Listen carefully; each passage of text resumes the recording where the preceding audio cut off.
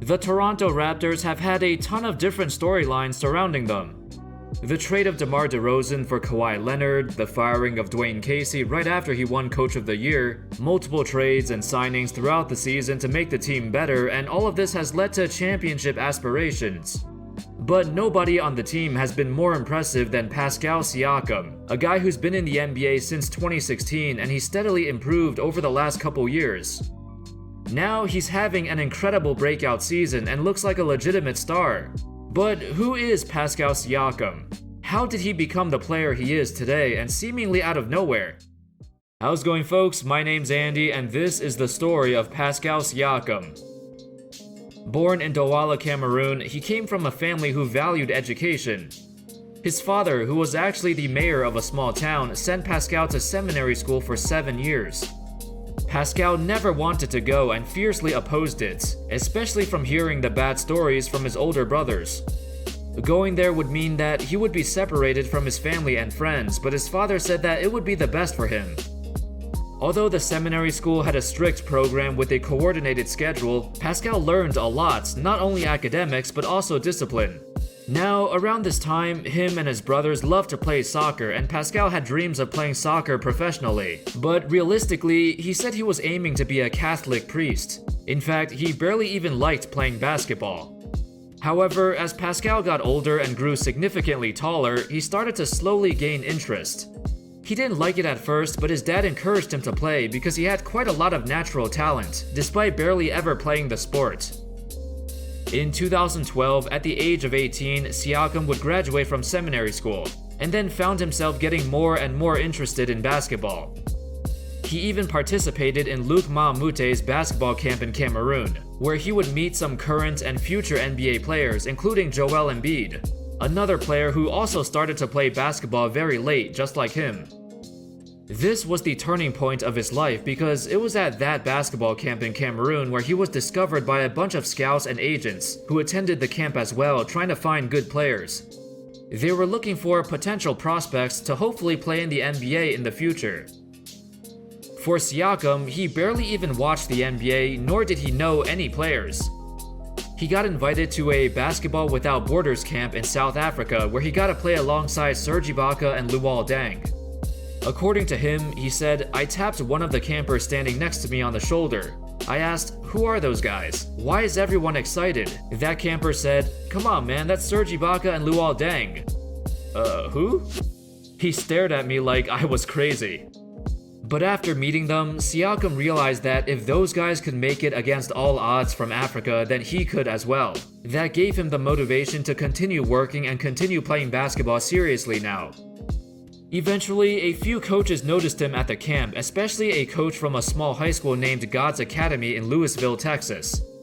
It was that coach who convinced him to come to the States and give this whole basketball thing a try. He would play there for a year because he was too old to play any more than that. He didn't get many offers to play at those big-name colleges, but then he got recruited to play at New Mexico State in 2013. This is where Pascal started to make a name for himself. His first 2 seasons were rough though, as he had a redshirt his freshman year because of eligibility issues, and when he went to practice, he would get bodied by his teammates, especially Chalitsi Napawe, a massive 6'10", 270-pound center. Pascal recalled, "He would go right at me. He would post me up so I would try to body him. Then he would back me down like I was made of cardboard and score easily. When I would try to do the same to him on offense, he wouldn't budge." To make matters worse, in late 2014, before his first ever college game, his father passed away. He sustained some severe injuries in a car accident and it reduced Pascal to tears. It broke him down to the point where he changed his entire outlook on the game. It was this moment that turned him from a shy, passive kid into a relentless workhorse, as he started practicing every single day, working on his jump shot, his handles, everything that people told him before that were weaknesses. Now, he was really motivated to make the NBA, whatever it takes, because that's what his father always dreamed of. By his final season at New Mexico State, Pascal averaged over 20 points, 11 rebounds, and 2 blocks a game, as he showed a ridiculous amount of versatility. For a guy who's 6'9", 230 pounds, Pascal was agile, quick, long, and also had a soft touch for a guy of his size. He could play both guard positions, but he was neither a true small forward or a true power forward. In fact, he never identified with positions. When asked about what position he prefers to play, he just called himself a basketball player. If you can play, then you can play. In college, he was named the WAC Player of the Year, and after having a couple of good workouts with some NBA teams, he wasn't sure if he wanted to enter the draft that soon. According to him, teams told him that he'd get drafted in a bunch of different spots, all over the place actually. Late first rounds, maybe late second rounds, or maybe even undrafted. He had no idea where he was gonna land and which spot he was projected to go, if he was gonna get drafted at all. But after a seemingly positive workout with Toronto, they saw enough of him to take a chance on him. With the 27th overall pick of the 2016 NBA draft, Siakam got drafted by the Toronto Raptors. Entering the NBA, Siakam would join a team with championship hopes right away. Throughout his rookie year, he bounced back and forth from the Raptors roster and their G League team, and even led the G League team to the championship. The Raptors would then activate him for the rest of the year, and his versatility became crucial for a team with a defensive identity. Siakam would get his chance to guard other stars because his combination of quickness and length is very hard to come by. For his first 2 years, that was his primary role on the team, but he would slowly develop his offensive game. The problem was, his shooting was a major weakness for a long time in high school, in college, even in the NBA, but he never stopped trying.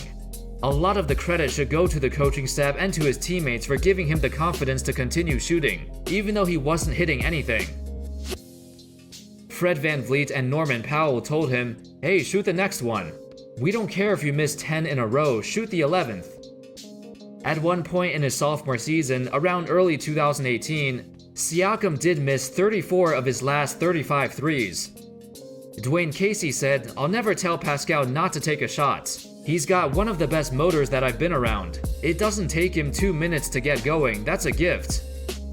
It's this type of mentality that makes the Raptors a special team. On many other teams, the young players would get benched pretty quickly for small mistakes and they'd have a short leash. But for Siakam and the Raptors, they always trusted him and wanted him to succeed. Giving him the opportunity to figure it out on the court is crucial for his development. That all brings us to his third season, this 2018-19 season, where Siakam has become a real star. I'd say he's arguably the second best player on the team right now, and when Kawhi is not playing, he becomes the go-to guy. Everything has come together. Pascal is now shooting over 2 threes a game at almost a league average percentage. He's now averaging about 16 points, 7 rebounds, and 3 assists per game, along with career highs in field goal percentage, 3-point, and free throw percentage. Out of every other player in the NBA who takes at least 10 field goals per game, Pascal is currently 8th in true shooting percentage.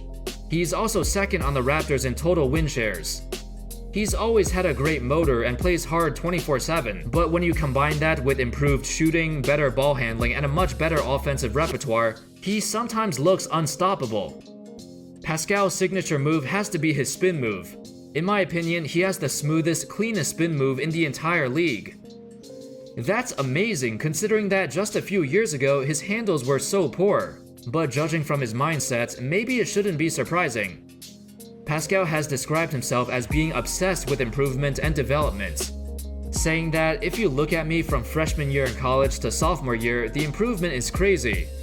That's something I always try to make sure I do every year, go out and work on my game and make sure the next year I become better. He's quite self-aware of his staggering improvements, and he has the confidence and freedom to do so.